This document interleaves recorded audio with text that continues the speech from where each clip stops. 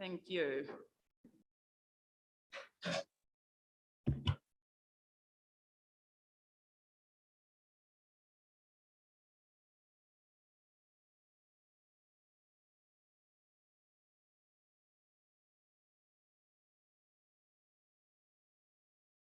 Councillor Seymour, if you can start with karakia for us, we'll get cracking. Thank you, Madam Chair. Thank you. We ask that you stand beside us as we work for the best interest of this district. Seek us to respect the views of others, that they may have different views to our own. Help us to recognise that we all set different standards for ourselves and for others, and we ask you to help us work through those issues. Amen. Thank you for that, Councillor Seymour. Do I have any apologies, councillors? Nothing, full house today. Any declarations of interest? Nothing. Okay, I take you to page 5, which is our draft and unconfirmed minutes. So it's page 5, quite a long stretch of minutes, up to page 13. Any questions or queries in regards to those minutes? Councillor Seymour, thank you. Thank you, Madam Chair. I'm happy to move the minutes, but on the top of page 7, we seem to have missed out who moved and seconded it. So the recommendation is there at the very top of page 7, but there's no mover or seconder. Coral, can you take a quick look? Just go to the recorder and back on it. Okay. Yeah. Thank you for and that. I just have a question, Madam Chair, in moving those minutes around the issues that on page number 7 on page 11, and we asked for guidance on or feedback to the government on those issues around land ownership on the Wainaki block, function of regional science, and a number of issues that are even more relevant now since the government proceeded with its decision yesterday. So do we have that advice, please? Mrs. CEO, thank you. Through your worship, no, there has been no feedback from government on that, and I suspect we will see that starting to flow out over the next couple of months. Yes, we have. Yep. We have raised that. That was in our formal submission as well. Thank you. Any more questions in regards to our minutes? If not, can I have a seconder, please? Moved by Councillor Seymour, seconded by Councillor Burdett. All in favour, contrary, carried. Councillors, take a look on page 14 at our governance plan. Any questions or queries? You can see what is on the agenda today. We've done the, oh yes. So what I wanted to say about today, we have a massive piece of work in front of us, because we will be working through this 200-page agenda before lunch. We need to finish this before lunch, because then we are going to, and that includes the TRMP workshop. So if I use standing orders today, it is just to keep us on track. Then after 1, we will move into this workshop, which you can see goes till 3:45. Then between 4 and 6 is the Three Waters Zoom, which I told you about yesterday. So we have got a packed day in front of us. Any questions in regards to our governance plan? Not. Any leave of absence? Any acknowledgement or tribute? Not. Public deputation.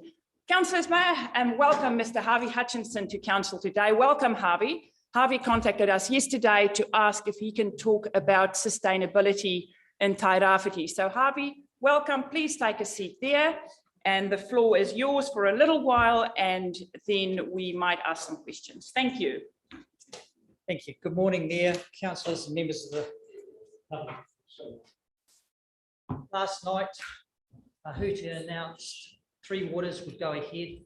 I see in your minutes, pages 9 and 10, that the council is against such reforms, and for many reasons. This is all part of the government agenda campaign, as is the current vaccination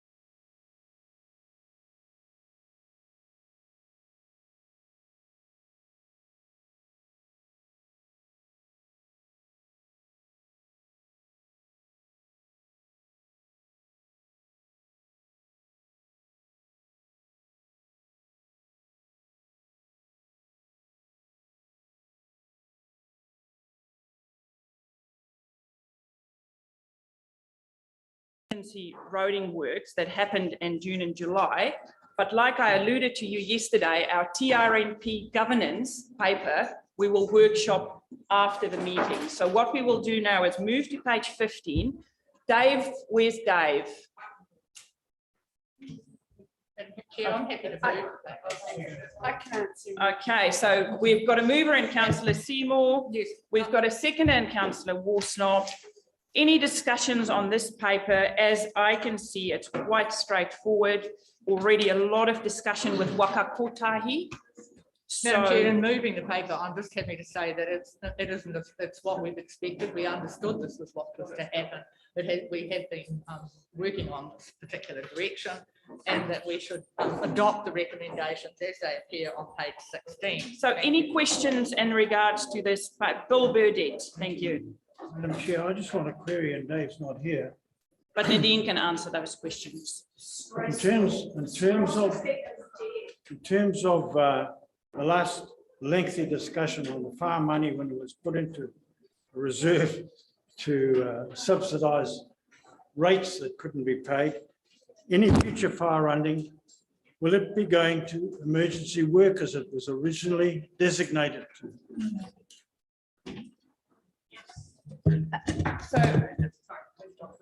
Pauline, Donna, who's going to answer that question? Did you hear what Bill asked? Yes, free worship, as this paper points out, it says that in the reserve is 2.8 million currently as it stands.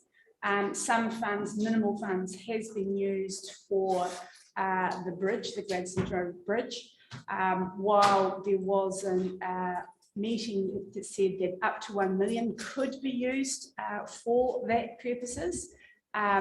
It hasn't, and we haven't used anything to date. What remains in there after this application, if it is approved, there is still 1 million, which is left in the reserve. What you decide to do in the future and how you do, if you still think it's appropriate to retain that or use it, it can be come back to the council for that further discussion. Thank you. Any other questions? Sandra. Thank you, Your Worship, and probably a question for Pauline also. The timeframe around rebuilding this fund, is there a, I couldn't get a grasp of how long it has sat and what it would take to rebuild that fund. Sandra, can you just speak up? If don't look Sorry. at them, yeah, we Sorry. can't hear what you're So saying. it's just the timeframe around rebuilding the fund for emergency works. That was just, I just wanted some brackets around it. That was all.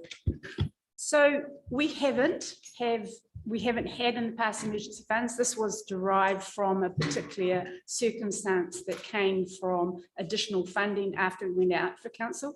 We had said within the 21 to 31 that we need to build up a specific reserve for emergencies for different things. That was put off the table, but I think what we will have to do is, as a strategy going forward, what does that look like? What do we need to do? And how will we do it? Because this shows there is a need. So yes, using these funds for it, where there might be 1 million, it will take a reasonable amount of time to build it up in the future. Even if you look at, say, 400,000 a year, which is a, say, 0.8% increase in rates, it will take a bit of a time. So that is the cost that, and that we have to work through. How will we do that in the future? Bill. Pauline, former councils made the decision that we needed a 4 million reserve for emergency work annually, given that that was the average it has cost us over a period of time. When did that policy change? If it did? Free worship. So it was always 2 million. It increased to 3 million for one of the years, I think of 2018. It reduced down to thereafter, because we said we had an emergency funds, and that would equate to, as you can see, 25 million, or we released 15 million from the use of 1.8 million. So that was reduced at that point in time. It was always and has been 2 million, but we always know that it's never enough that we actually have. And that's part of the ongoing issues that we have to look at. What is a sustainable and what is a realistic amount that we need to put ahead along with the whole discussion. Thank you. Okay, any other questions in regards to this? Go. Thank you. Yes, just in support of Councillor Burdett. I remember receiving those reports as well several times with the projected emergency works and the actuals that we've had. And we made a recommendation several years ago now that the 2 million was too low and that we needed to maintain a higher level. So yeah, again, it was a surprise to me to see that the level was down to 2 million again. I understand the logic that if we have a small reserve, then we may reduce it for some years, but it definitely needs to be back in our pipeline at the higher level. Otherwise we're just asking for failure. Any more questions, councillors? Councillor Seymour. Madam Chair, just if it's the right reply. Yep, you can do right of reply. Everyone's finished. Right of reply. Thank you, Madam Chair. I just want to make it clear that the expenditure of that 1.8 million is to enable us to access the 15.1 million from Whakakotahi. So it's a substantial amount of work that needs to be done. That is emergency works. I think what might be helpful in the future through you to the Chief Executive, if we could have a report at a finance meeting of how much of the 1 million has actually been used for rate relief that we set, because that was, it's a different issue to this paper today, but it did raise a few questions at the time. So maybe at a future finance committee, could we understand how much of that has been spent and how much remains in the reserve fund? Is that possible, Pauline? Yes, it is. But as a quick answer, it's only 80k, and we've said in the report that none of the reserve funds have been applied for it. We've used existing budgets as at up to the 30th of September. Thank you. Okay, councillors, I've got a mover in Councillor Seymour, seconder and Councillor Worsnop. All in favour, contrary, carried. Thank you for that. Okay, we move to one of our favourite topics, dog control policy and bylaw review. Joe, the floor is yours. And this always brings out input from the public, and it's of great interest. I get a lot of feedback through my office about stuff in regards to dog fees and how we deal with it. We're just going to give Joe and then Councillor Wharehinga and then Councillor Faulkner. Thank you. Okay, Joe, the floor is yours. Go for gold. Thank you, Your Worship. So Heather Milner was the author of this paper. She is here if you have any sort of questions on detail. I will just give a quick overview, take the paper as read. Obviously, as you can see, the current policy is reaching the end of its life. So we've come to the point in time where the legislation says we need to review both our policy and then associated with that, the bylaw. So this is the time where you formally make that decision, whether we review the policy and bylaw or not. We have provided a bit of context in the report about the current bylaw and the options available to you, and a little bit of current data on dog control and dog management, but you will receive more fulsome information should you decide to review the bylaw, and our staff go away and do that further work and analysis. Okay, Councillor Wharehinga and then Councillor Faulkner. Thank you. Thank you very much, Your Worship. I'm happy to move this paper. I would like for the policy to be reviewed. As we all know, and those who have been around previous council tables with me, I've been very big in regards to dog policy and the balance of how we control dogs, but also how we incentivize while making the policy for good dog ownership, you know. And one of the things that I would really like us to do in regards to the community engagement moving forward is have a conversation with our community about specific dog areas. I'm talking about a specific dog park and a specific space on the beach where people can take their dogs. So those are probably the two biggest things that I'm hearing from the dog community at the moment. If we could engage specifically around those, and then also incorporate that into the policy, which obviously we've already the paper, so we'll know that that would come under the dog on lead, dog off lead kind of areas. But I would really like us to specifically focus on that. Additionally, as well, like I have heard from people who have phobias of dogs that they would feel more comfortable going to places that are going to be dog-free areas. So I think that this would be a really good progressive place to be able to move this forward for our community. It'll give a sense of certainty for when dog owners do take their dogs to the beach, and also a sense of certainty for the community that are actually scared of dogs and have a phobia of dogs to be able to occupy those places they know dogs definitely will not be at. So happy to move the paper, would like to see the community engagement in regards to those specific areas. Thank you. Thank you, councillor. It's seconded by councillor Faulkner. Thank you. Yes, I am happy to second the paper, and councillor Wharehanger has actually just stolen all my thunder. So it was more around the consultation with the public, but in particular those who have specific interest. Some targeted consultation, I think, is what I'm asking for as well. So that'd be great. Thank you very much. Okay, I saw a hand with councillor Foster, then Seymour.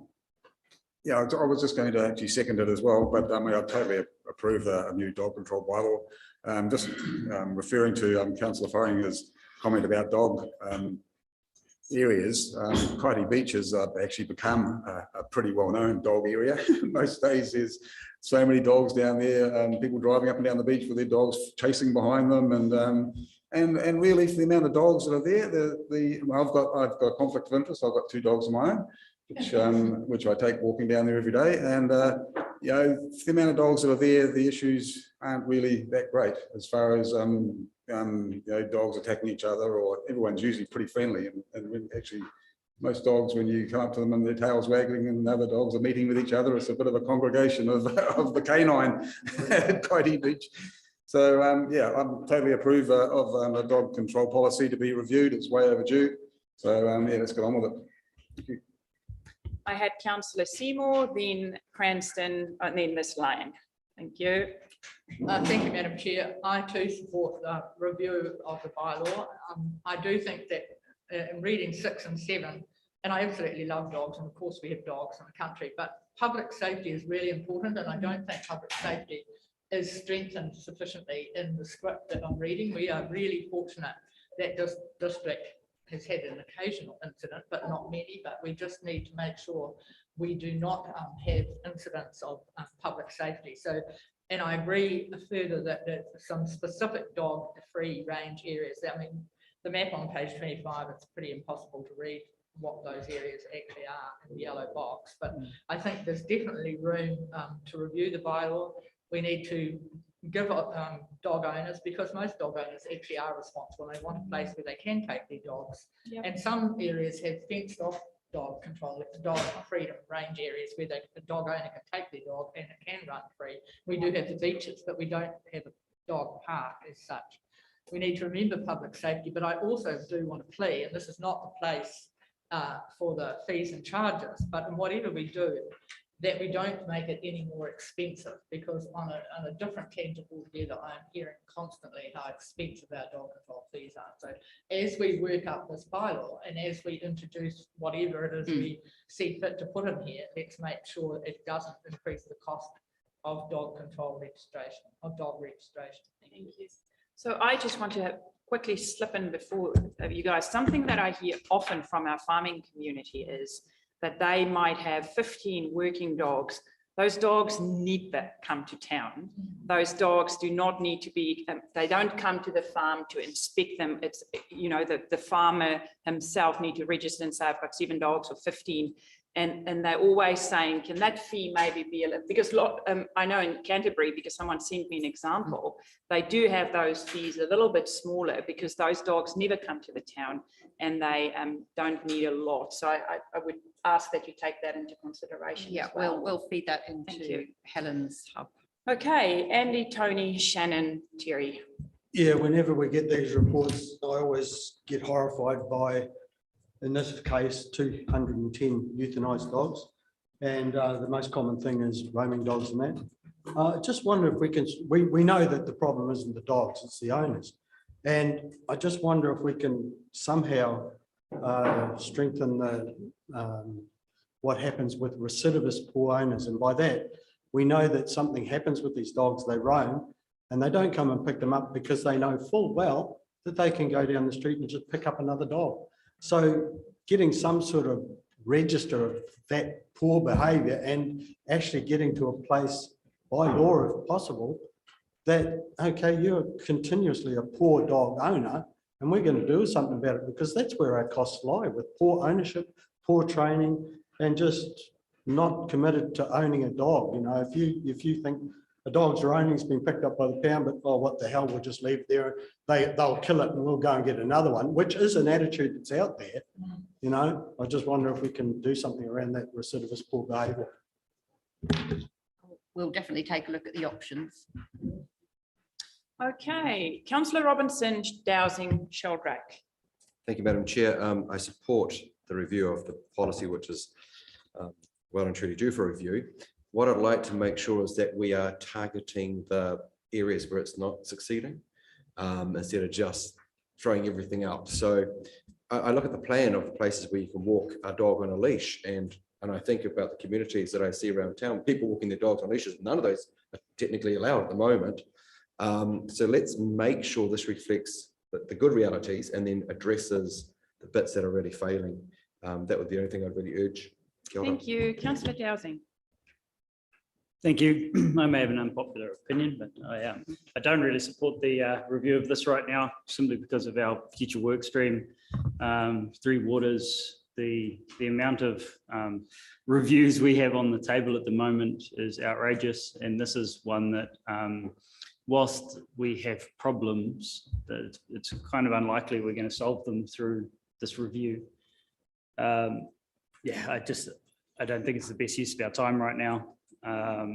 And whilst I see lots of things in there I'd change, for example, single dog ownership per household, it's which is, you know, if you meet someone who has a dog and you move in together, do you have to get rid of one of your dogs? You know, so there's some things I would absolutely change in there, and I do think a review is due, but it's just not big enough in terms of problems right now to be at the top of my list for our staff to be working on. Thank you for that. We move on to Councillor Sheldrake. Thank you. Then Worsnop. Thank you. I support the initiative and carrying on with it. I see the dumping of dogs a bit like fly tipping, really. People just let them go, and as Councillor Cranston said, bang, they can just go and pick up another one.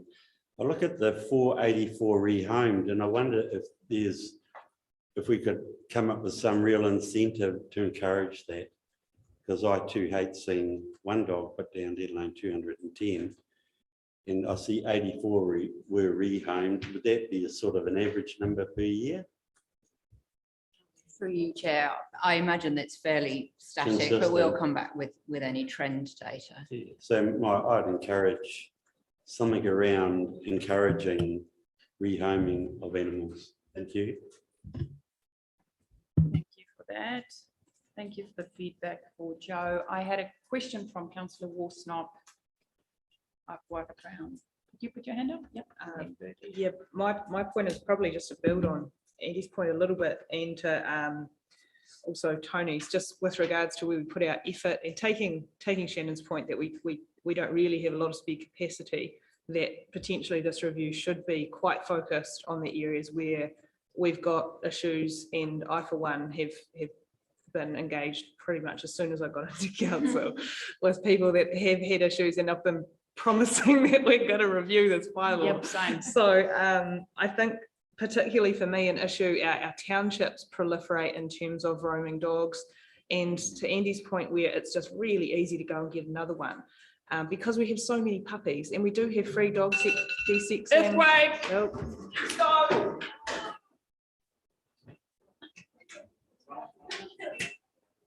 Stay there. Everyone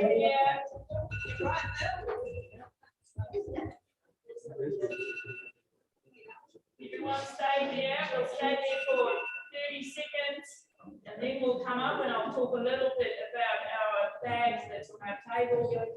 And what we'll see around council is that our council will now evacuate to the areas. We will not be walking to Waitiata Park. But, okay, get up. Well done, everyone. Someone that needs a hand?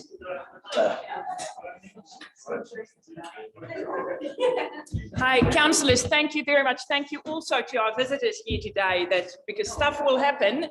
So this is happening across New Zealand, 9:30 this morning. Gisborne was the area that signed up the most people, so I'm so proud of that. As you will see, we've got our bags here, which is your grab bag. You grab this, you go to our assembly point and our GDC staff. It's not to consume now, councillors. And then we will all evacuate. If you're in the chambers or this side, you evacuate to Waitiata Park. But our very informed, competent civil defence staff will guide us. So if there was a real earthquake now, we would have grabbed our bags. Mine is in my office. Where are yours? Here. So are they always here? You've got them ready for us to go? Yeah, lovely. So we've got our bags to go, and this will keep you going for a few hours while we're at Waitiata Park, and then we will come back if it's safe. Ooh, the water is super safe. Thanks a lot for that, everyone. And remember, duck, cover and hold. This is what we are supposed to do. And we did it very well this morning. Thank you to everyone. Okay, I can't remember where we were. Can I keep going? Kerry, you go while I get it. All right. Thank you. I'm pretty sure we can all survive for 2 hours without anything, but thank you anyway.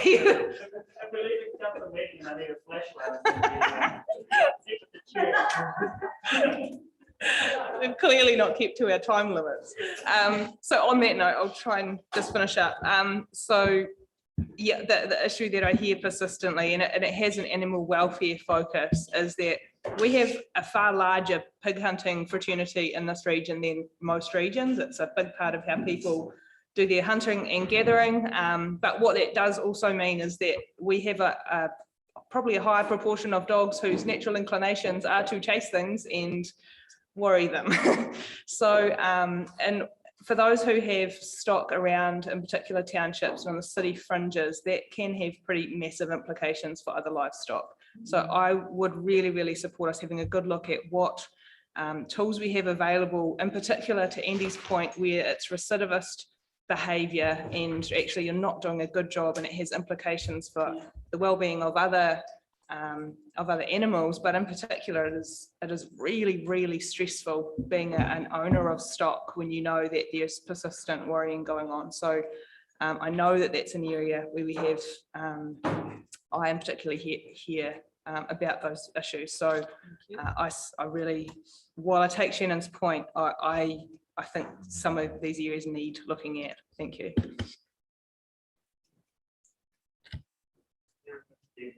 Okay. Thank you. Thank you, Mr.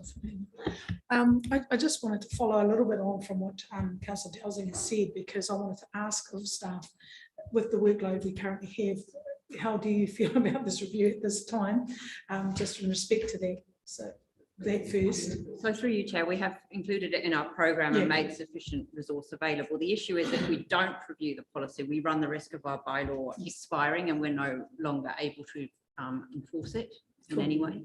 Thank you. And then, with all due respect, I know quite a number of recidivist offenders and respected dogs. So I just wanted, in the program of the solutions that Councillor Robinson talked of, if we could figure out, I guess, how to solution for those that, as you say, a dog roams, they get another one, because a lot of our residents who have dogs, pets, especially at this time with COVID lockdowns, etc., animals are a real soothing kind of space of wellness and goodness. So I'd hate for that just to be lumped into one noted recidivism because, you know, I do know some people that have issues around people taking their dogs too. So, but I just wondered in the work program how you could alleviate kind of that, so it doesn't just blanket out again. I really appreciate some good work intention to neutering and, you know, the fostering of good dog care. So, but I just know that in a lot of our low socio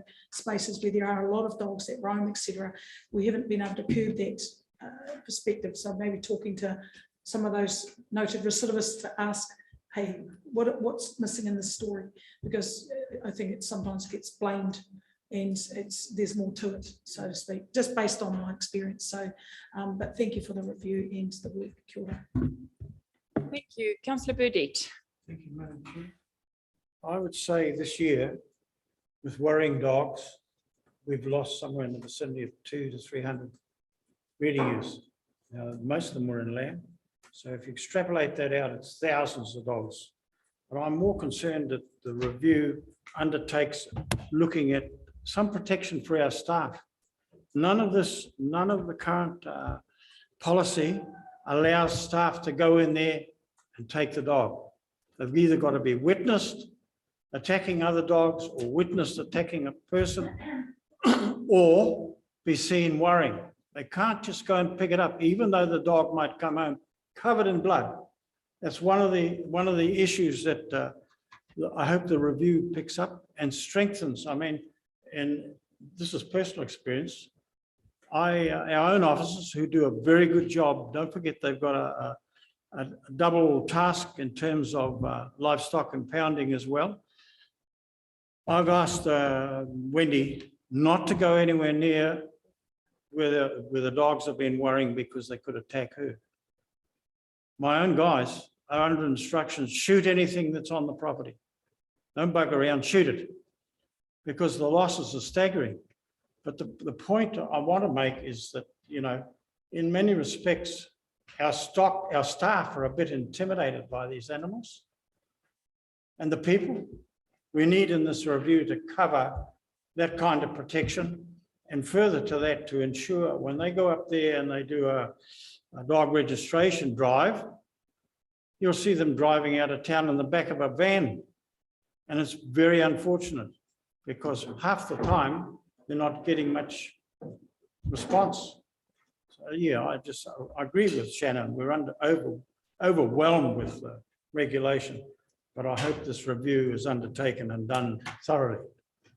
Okay, last comments, Councillor Gregory, and then just quick comments from people that already spoke. Thank you. Thank you. I'll be quick. You don't have to be quick. It's your first turn. I'm happy to see this review. I'm happy to see that we're looking at 2 dogs for people. And also, you know, the scope of the review is good. Also on page 27, the map certainly shows a few gaps where there aren't exercise areas for dogs. So I'm pleased we're looking at that. And yeah, I'm just fully supportive of this review. Thank you. Thank you. Last comments, Councillor Dowsing, and then Seymour, and then I'm going to put it. Sorry, yeah, we're all in agreement, or most of us are. Let's go for it. Yeah, no, I was just going to make the point of Bill's corridor around dogs on properties, particularly farms. It's we've got a huge policy about dog control, and yet cats are a bigger problem for our native wildlife than dogs ever will be. You can shoot cats too. Yes, absolutely.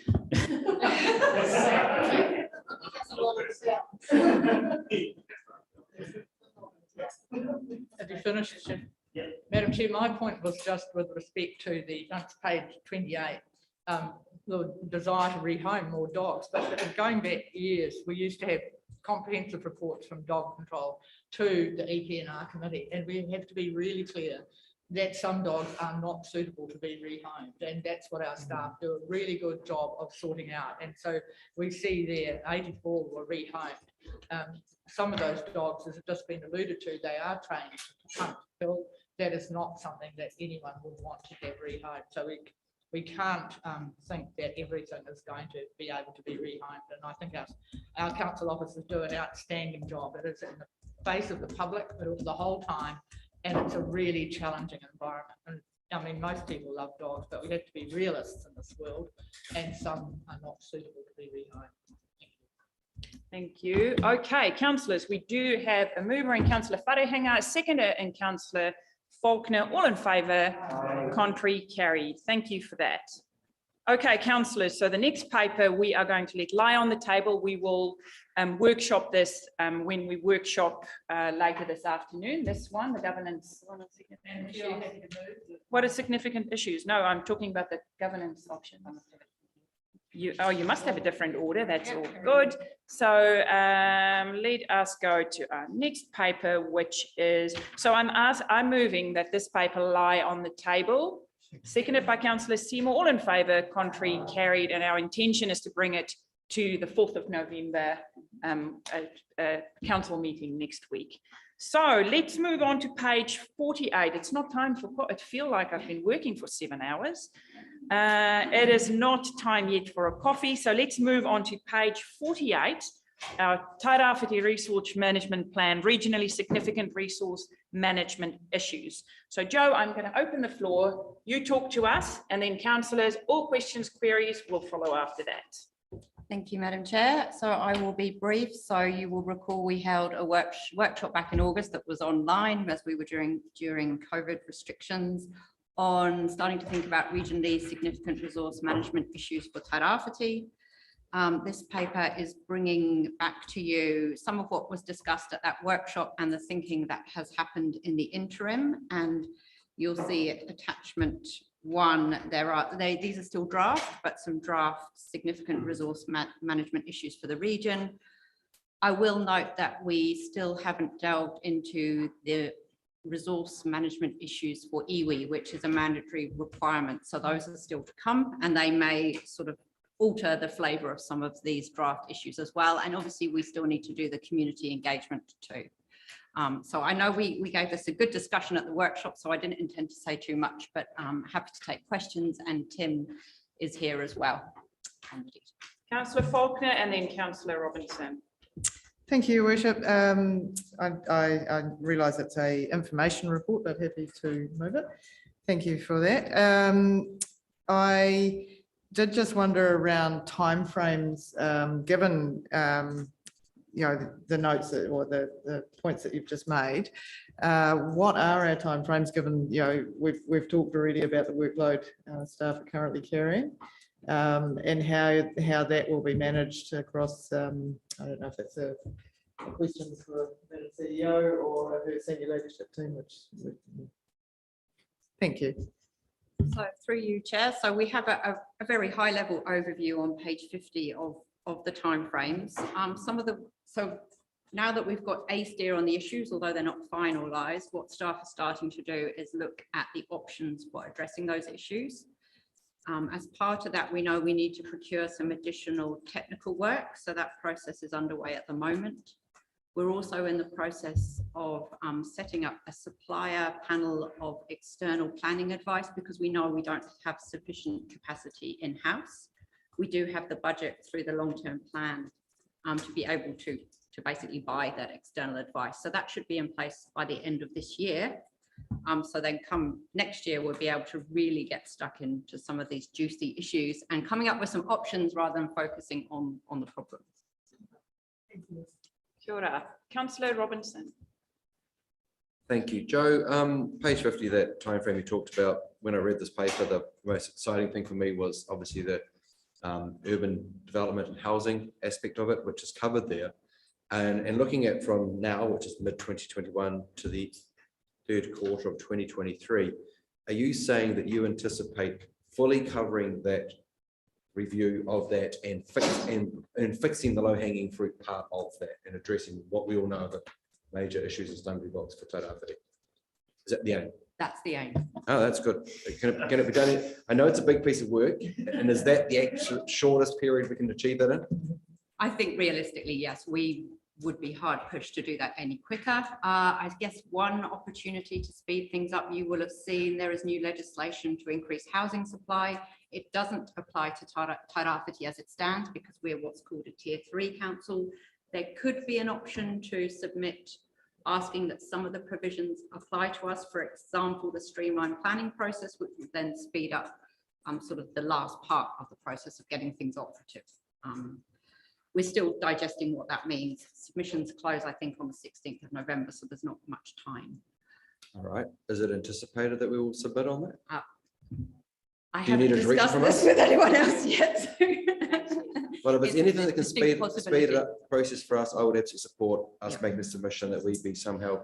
We will afforded try those and provisions. get some advice and circulate it, because I don't think we'll be able to get to a committee or council meeting Yeah. in the timeframe. All right. Thank you very much for your efforts. Councillor Seymour. Thanks, Madam Chair.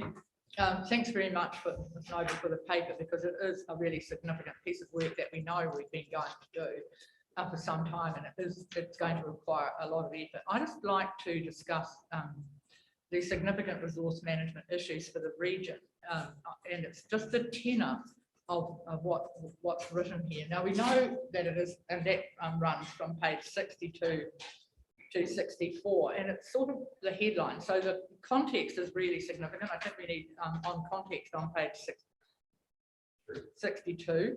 There's 2 paragraphs there. That is really important. But I do feel a bit uncomfortable about, if you look at the first line under SRMR 12, the way we've been managing natural resources, et cetera, et cetera. And then over the page, SR 14, not effectively manage its natural and physical resources. I just think that it would be good if we could just acknowledge that substantial efforts have gone in over a long period of time, and we need to do better. Because the way I read this as a landowner and a conservationist and someone that's worked out in the field for years and knows heaps of farmers that have done exactly the same thing, the repetitive nature of that doesn't sound like anybody's done anything. So we've had the Mangatū forest planted to protect the degradation of that Mangatū area. We had a Department of Conservation before they merged with Gisborne District Council, and they ran quite substantial catchment planting areas within our district. And then we've had the East Coast Forestry Project, whether you like trees or not, that was planted to protect our hill country after Cyclone Bola. So if we could just say, despite earlier efforts, or even something like that, it just alters the tenor of it, seemingly that nothing has ever been done. I mean, the issues are certainly there, and it isn't taking away the issues, but see, prosperous Tairawhiti, it says, Tairawhiti has not effectively managed its natural and physical resources to fully realise its economic potential and social well-being. Well, we actually know that the reason we didn't suffer nearly as well as a lot of other places in COVID is because agriculture and horticulture continued to rock on and hold our district together last year. So we just need to temper what it is we're saying. We still need to do the work. The issues are not going away, but rather than making it look like nothing has ever been done. Yeah, through you, Chair, take your point. So it's a bit black and white at the moment. Cheers. Thanks so much. Right, Councillor Warsnop, you next. Yeah, I did initially have a note with regards to where other feedback joined council's feedback and staff's feedback, and you've answered that to say that that work's ongoing, but just in a strategic sense, I guess, when does this come back to us to see how that has been incorporated and whether or not the 7 have remained the 7, and just within that 7, we've already got 2 work streams that are leaping out off the page. We've got freshwater, and as Tony mentioned, the growth and urban development. Where, in terms of the fact that we clearly are not simultaneously doing all 7, how do the rest of the priorities shake out? How are they determined? And then I just have one other question after that. So through you, Chair, so the work we do in the regional policy statement will, if you like, set the framework for how we treat the rest of the priorities that aren't progressing sort of fully in phase 1. And then in phase 2, which will start from 2023, 2024, that's when we'll start to get into the more in-depth work on everything else that remains. So that's more the rules, the really strict policy that guides consenting, and so on. I guess my other point is, in particular, typically if we have appeals, our appeals come from industry. And so to what extent we are getting early engagement from industry, because some of those appeal rights have been lost. And typically, even while appeals are usually obviously seen as a hindrance, they quite often are usually trying to highlight a valid point in terms of how you apply whatever your policy is. So just in terms of the rigor of having that early engagement, so that we get to that end point and we're not going, oh my gosh, actually that appeal might have helped. So through you, Chair, absolutely. The intent of the early engagement is to target not just sort of environmental groups, for example, but also industry, commercial groups, all those that really have a key interest and influence in the outcomes here. Councillor Akwata-Brown and then Councillor Bidley. Did I see you flag me down? Yes. Thank you, Madam Chair. It is to follow on from what you just said just then, page 59, the community engagement, because we know that we get significant engagement from our community around hot topics like representation review.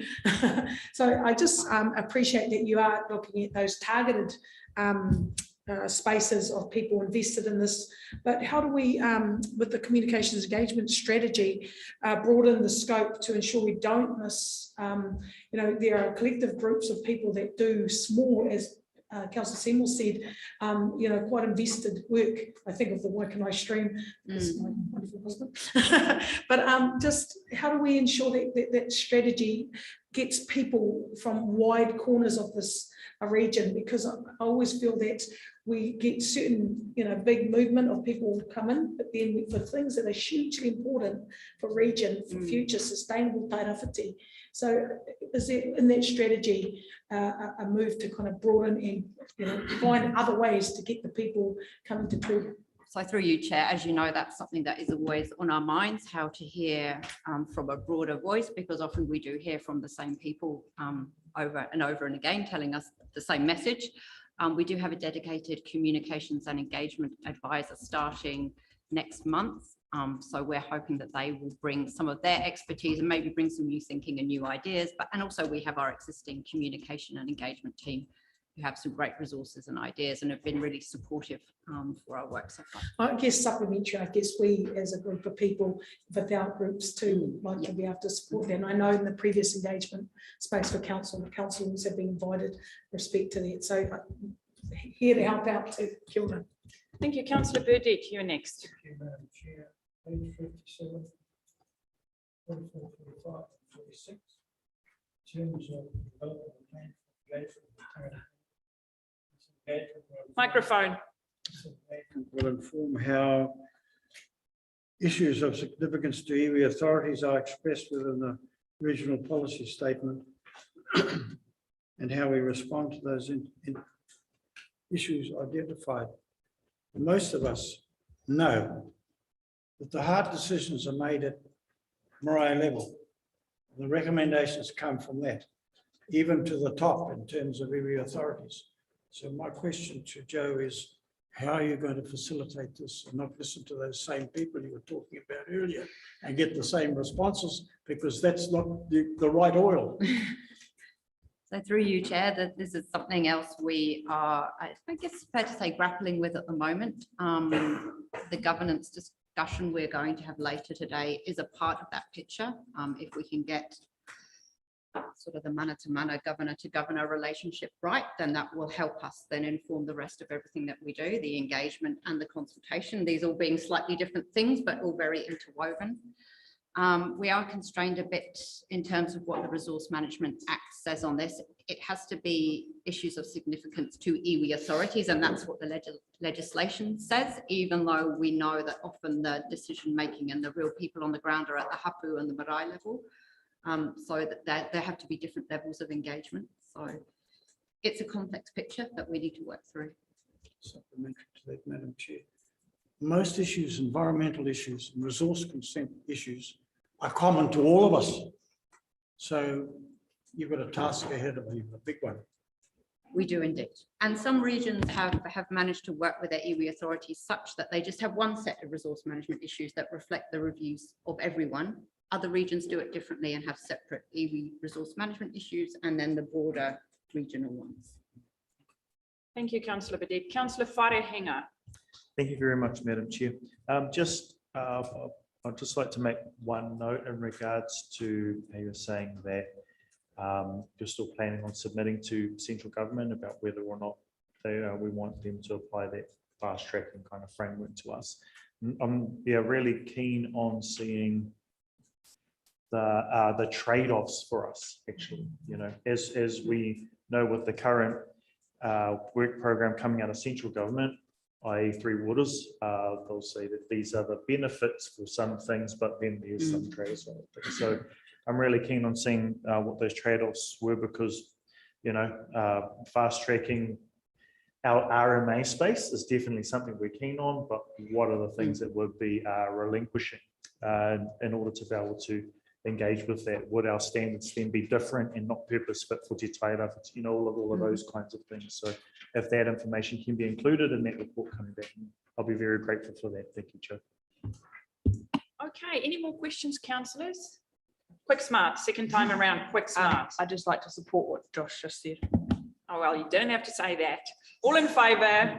Who moved this paper? Councillor Faulkner moved it. Who seconded it? Councillor Seymour. Sandra Faulkner, Pat Seymour. All in favour? Contrary, carried. I take you to page 69. I see people are ready for a coffee. Let's break for 15 minutes and we come back 10 past 10. Thank you.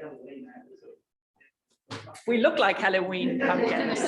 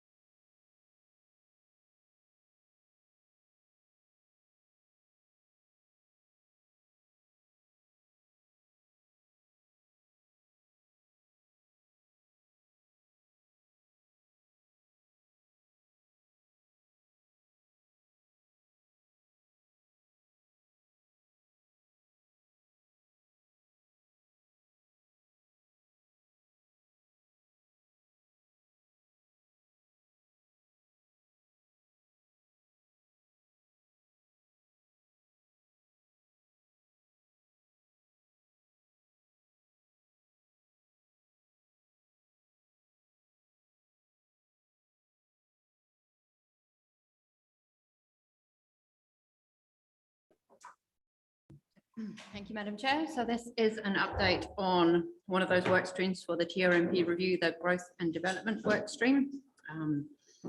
As we've already discussed, it is ambitious, but we do believe it is can be delivered. So we've already commissioned the housing and business development capacity assessment. So that's an update of work we had done previously as part of the spatial plan by Market Economics. Some of you may remember that work. So it essentially looks at the land available for housing and also for business use within the urban area, and also starts to look at demand and how those match up and where the gaps may be. So that will then inform us next year when we start work on a future development strategy, which we anticipate being a sort of a 6 to 8 month process. And that will really start to shape the future of that growth and development for Tairawhiti. That does need to run through a special consultative procedure. So engagement and consultation is a really important part of that process. All good, Councillor Hughes. Yes, I'm happy to move this paper. It's probably my passionate subject of the council. I'm especially excited for on page 70 for B and F, enabling a variety of homes in terms of type, price and location. So looking at our district plan provisions in point 6 on page 70 with all the zone provisions. So this, the expectation out of this is that completely be shaken up and just a complete rewrite, or are we limited? So you see we've listed there on section paragraph 6 all the zones that we anticipate that this part of the work stream will consider. So it is a real shake-up. We know we've got new national planning standards that we need to comply with, which will change the zoning anyway, then plus the national policy statement on urban development. So it could be quite a considerable change. Obviously, if bits are working, then we're not going to rush to change those. Councillor Burdett, you were next. You seconded it. Yes, I did. How does our spatial plan fit into all this? Yep, spatial plan. So absolutely, that is guiding the work that we do. So what we're taking is the work that was done through the spatial plan, and there was lots of background work and analysis and technical work, as well as the community engagement that fed into that spatial plan that's providing a foundation for this work, and then we're sort of building on it. Any more questions? Councillor Worsnop and then Councillor Seymour. I just had a question as to what fit into this. I know obviously the way that urban development happens is obviously in there, but do the rules around what can take place in our urban environment, such as events and things like that, is that something that fits in here as well, or is that in a different place? Because I know at the moment our flexibility with regards to how the urban environment is used is not very flexible. Things like our street markets and things like that are apparently torturous to organise on account of what our rules say. So is that part of this or not? Through you, Chair. So it will be part of this. I would just note, though, that things like events are also covered by rules that aren't part of the TRMP. So road traffic management control and things like that, So and other bylaws. Would that fit into the traffic and parking bylaw, which is currently open for consultation? Not so much that particular bylaw, but there are other policies and regulations.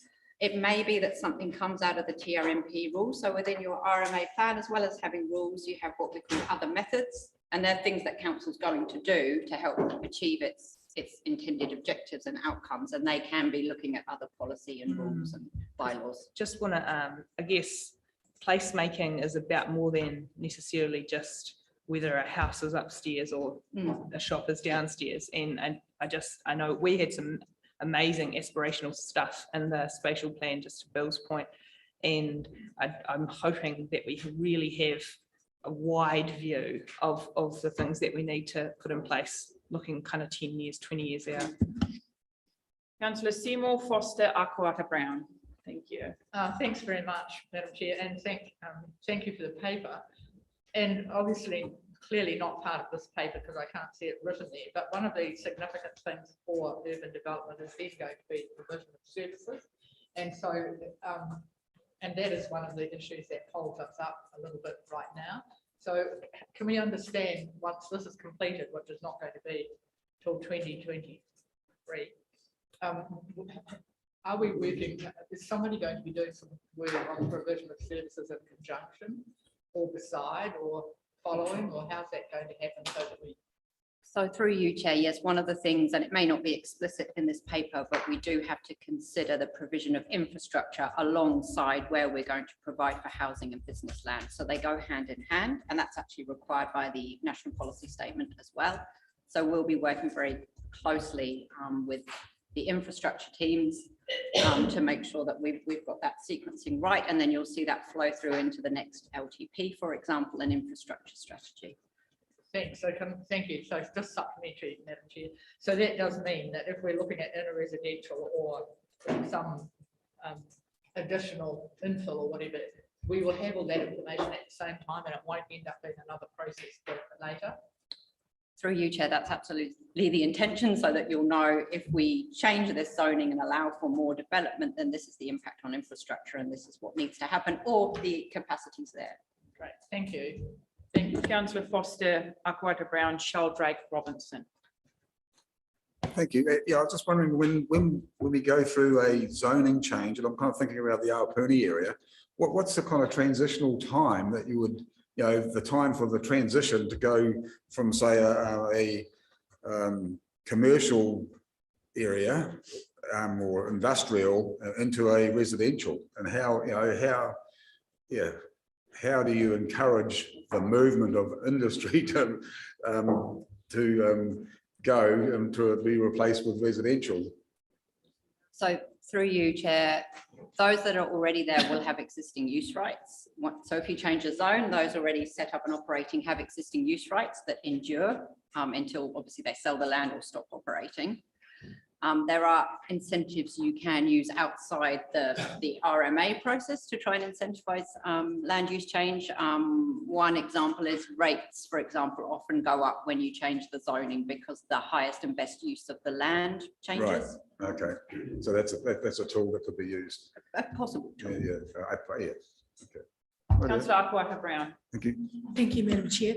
Joe, in respect to all the considerations around homes, housing and urban designs and all that, does gentrification come up as a concern? Just know that displacement of people, when that happens, you know, we're pushing people out with respect to it. But is that a concern in regards to what we're trying to achieve, or is it just not in the picture at all?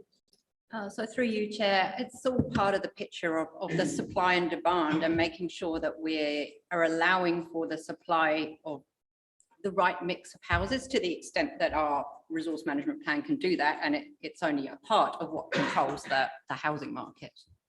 Thank you. Okay, Sheldrake, Robinson, thank you. Yeah, thank you, Joe.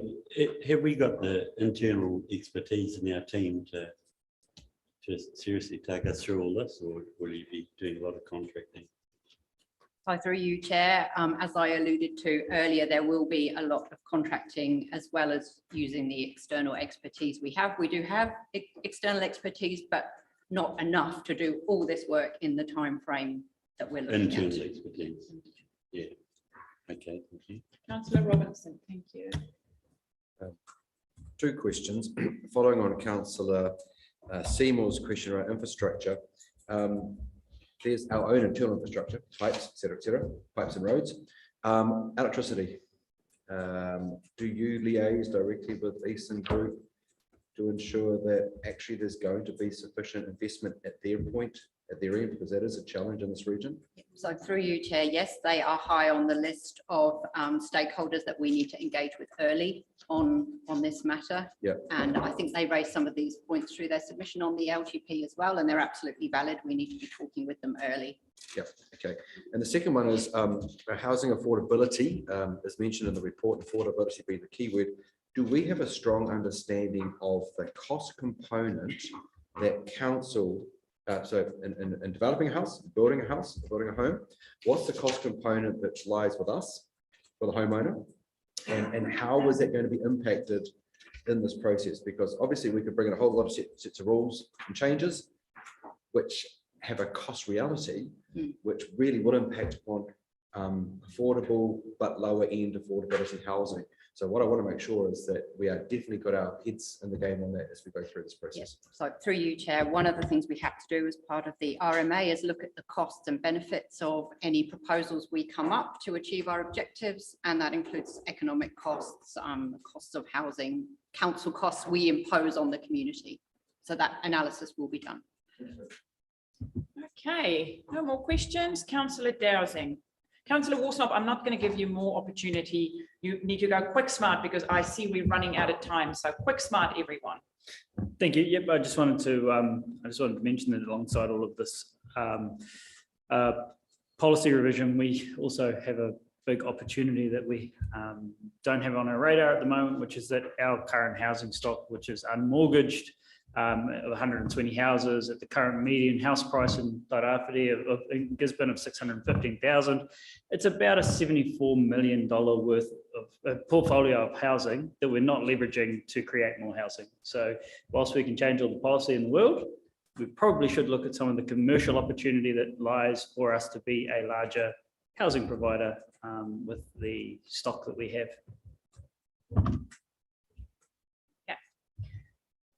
Quick. Yeah, just quick.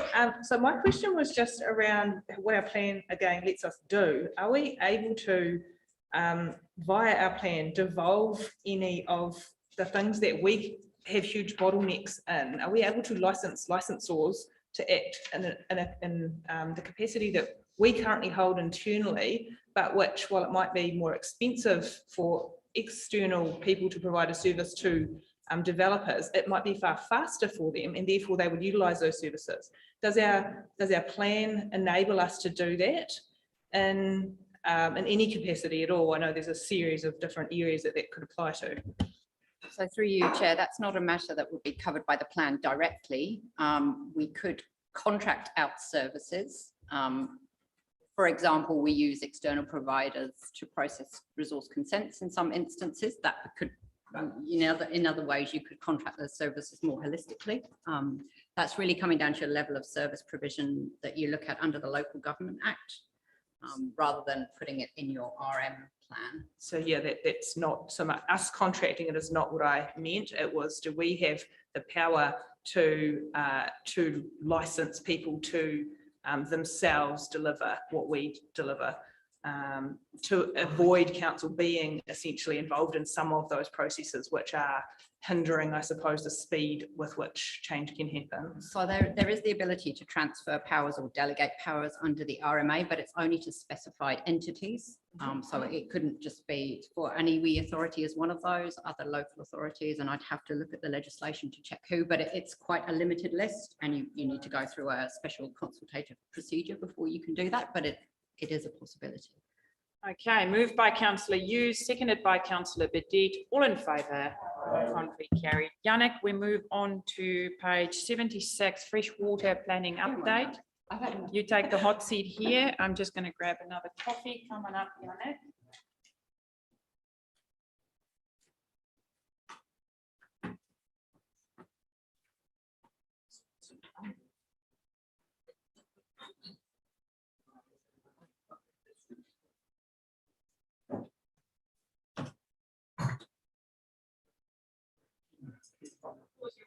Thank you.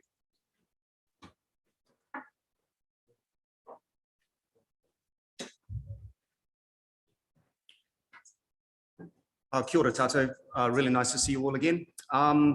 Just quickly from me, I'll take the report as read, but I will apologise for the bulkiness of the report. We've covered quite a lot of ground in the freshwater planning space, so very happy to take questions, comments, observations. All good. Thank you, Councillors, any questions in retire? So you can see we talk about timeframes, progress, procurement. Any other questions? It's an extensive read. Thank you for that. Councillor Faulkner, thank you. Not so much questions, but a congratulation. I'm happy to move an information report well written, and pleased to see the inclusion of the decision of the Environment Court as well. Some interesting reading in there, and possibly some guidance that we would do well to note as we go forward as well. So thank you for that and your team. So happy to move the paper. Thank you. Any questions? If none, all in favour, contrary, carried. It was a short stint in the hot seat, Janet, for such a chunky report. Thank you, Janet. Good to see you too. Okay, councillors, we move to page, because I want to finish up soon, because I want to do the workshop between 11 and 12. Page 190.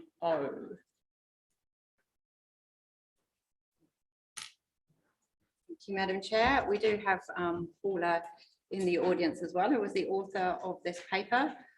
And again, this is a fairly large paper in that it combines two national policy statements, or proposed national policy statements, one on biodiversity and one on highly productive lands. We did think about separating them out, but as they're both proposed and we just wanted to give a flavour of the implications, we have condensed them into one report. So happy to take questions. Hopefully the report is fairly self-explanatory. It's our best guess at what the implications are and how we can incorporate the proposed direction within the TRMP review, but until we have those final documents, it is a bit up in the air. Bill. Thank you. I'm going to be difficult, Joe. Why are we taking an interest? We're taking an interest in highly productive land, because those people that farm highly productive land know what they're doing. Otherwise, they wouldn't be there. So what is it of concern to the council? So through you, Chair, there were definitely concerns raised through the spatial planning process, for example, of the potential creep of urban use onto the Poverty Bay flats, sort of the odd subdivision here, subdivision there, that then means that land can no longer be used for productive use. In terms of why the government has brought this proposed national policy statement to the table, it was really a response to what's been happening south of Auckland and the loss of horticultural land there. So in that and supplementary, Madam Chair, given what you've just said, where are we with SNAs? So I think we've set out here in the paper, we do have protection management areas in the current TRMP. We know, looking at this proposed national policy statement, that we have some work to do in terms of both reviewing what's already there and potentially identifying additional areas. So that's work that we will undertake as part of the TRMP process. In all likelihood, what we'll do in the first phase, which we're in now, is start to look at assessment criteria that we will use as a council and that the community and mana whenua have input into to assess those areas, although this proposed national policy statement is quite directive, so there may not be much flexibility there. And then work on the identification sort of over a longer time frame. So in phase 2, that's when we start to be putting areas in our plan and looking at the rules and policies that go around that too. Supplementary, Madam Chair. So how far out? So phase 2 starts of 2024 onwards. Yeah. Thank you. Councillor Wharehinga and then Faulkner. Thank you very much, Madam Chair. I'm happy to move this noting paper. I took it as, I appreciate the heads up, and I read the paper as kind of more being a wait and see as in regards to like what's coming up. So that's why I'm comfortable to move the noting paper. I would also like to emphasize something that kind of goes without saying, but is also necessary to say for those people that are outside of this room, that I'm sure we'll be planning to engage in this process as strongly as we're engaging in other processes, and we have engaged in other processes. Our function is to engage full on and just advocate strongly for Te Tairawhiti and inside of these national policy statements. So happy to move under that umbrella of kōrero, Your Worship. Thank you. I've got Councillor Faulkner. Thank you, Your Worship, and thank you to author Paula for the report. I'm happy to second the noting paper, but would make the request formally that these are large and significant pieces of work in their own right. I know we talked earlier, Ms. Noble, about the the fact that this is to gather a high level vision of what is coming down the pipeline. But for a significant part of this region, there are going to be significant, I'm using significant a lot. There are going to be implications here for businesses, for communities, for families. Going forward, my request is just keep them separate, please. Thank you. Councillor Warsman. Yeah, thank you for bringing the report. I know that we've been asking for some time, so I appreciate it coming. I think I remain a little bit frustrated, and you're probably frustrated too, because the amount of work that it would take to actually deliver what I want is substantial. But the reality is, as a region, we still really don't understand just exactly the scale of the implications. And I think that certainly weighs on me, because I know it's substantial, but I can't make that real to anybody. And that's quite a hard thing, because the obligations and the costs will be massive for some people, and not being able to put some parameters around that is immensely frustrating. I don't know when we're going to be able to do that. I presume it's not till this lands, maybe, but I guess I really urge I urge us to really seek to do that as early as we possibly can. And alongside that, because of the obligations and costs that come with that, what is the opportunity, and where does it fit in our TRMP review to consider how we create a carrot as well as a stick? I know there are other regions that offer subdivision in exchange for retirement. They offer, this is one example, there's numerous examples where in actual fact we try as a council to offer something that enables that business or that community to finance these big changes somehow. And just being mindful of the fact that money doesn't come from nothing, and the ability to pay for these changes, given that they all come with timeframes, is going to be a huge burden for particularly the coast, which is full of bush and not full of resources in terms of money. So yeah, I appreciate the report. I think it articulates well what's coming, and I'm just really mindful of the fact that we're still a long way short of the answers that we need to answer everybody's questions. Again, really supportive of the highly productive land being preserved and looked after and treated like the taonga that it is. But yeah, the granularity of information that we need to make informed decisions isn't, we don't have it yet. So through you, Chair, just a couple of points. We were asked to participate in what the government is calling road testing of the MPS on biodiversity. That's been pushed out, so we're still waiting for an update on timeframes, and part of that road testing is to delve down into the potential cost implications of the policy. So we have offered to participate in that because we think it will be useful and provide meaningful information for Tairawhiti. And the hope is that it will then inform the support that central government provides, as well as what council can do. On the second point, yes, absolutely. In terms of the incentives the TRMP can provide, you can start to set that direction in your regional policy statement, and then make sure that flows through, whether it be into the urban growth and development or the later provisions that come in terms of transferable development rights and the like. And there also are incentives you could offer outside that in terms of rates, remissions, natural heritage fund, all those kind of components. Pat. Chair, again, thank you for the paper. I do think that there are some issues around the national policy statement on Indigenous biodiversity, but others have flagged that too.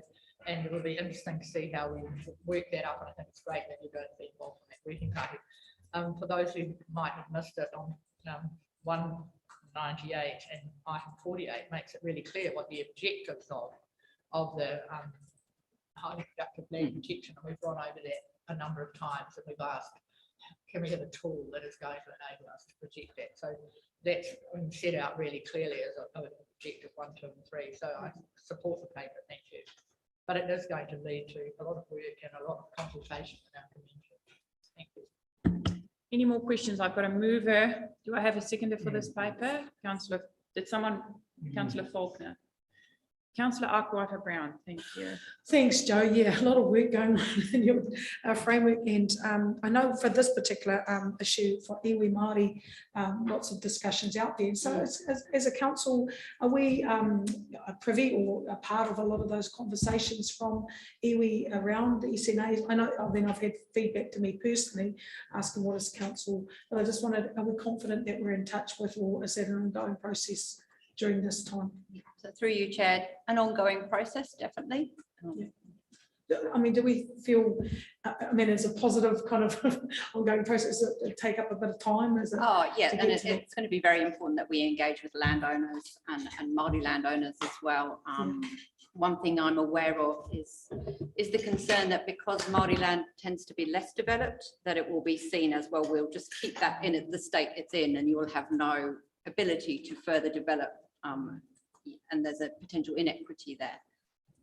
Yeah, I guess that's what I was, I guess, alluding to in some of the commentary I've got, is that concern as to what that will look like future wise. But great work that's being done in this space, and we wholly support you. Thank you. Councillor Dowson, thank you. Thank you. Yeah, I just wanted to touch on Councillor Walsnock's point around incentivising and funding for this, and it's just worth keeping in the back of our mind that we have an in-region business, Toha, who are building an investment platform for specifically that regenerative agriculture space, and making a marketplace that people can invest and support that regeneration. So it's a very blunt explanation for a very clever project, but it's worth keeping that in back of mind when we go through this process as well. Any more questions, queries? I've got a mover and Councillor Wharehenga, seconder, and Councillor Faulkner, all in favour, contrary carried. Okay, this brings us to the end of our agenda. Thank you very much, everyone. Let's do a quick 5-minute leg stretch. I just want to grab some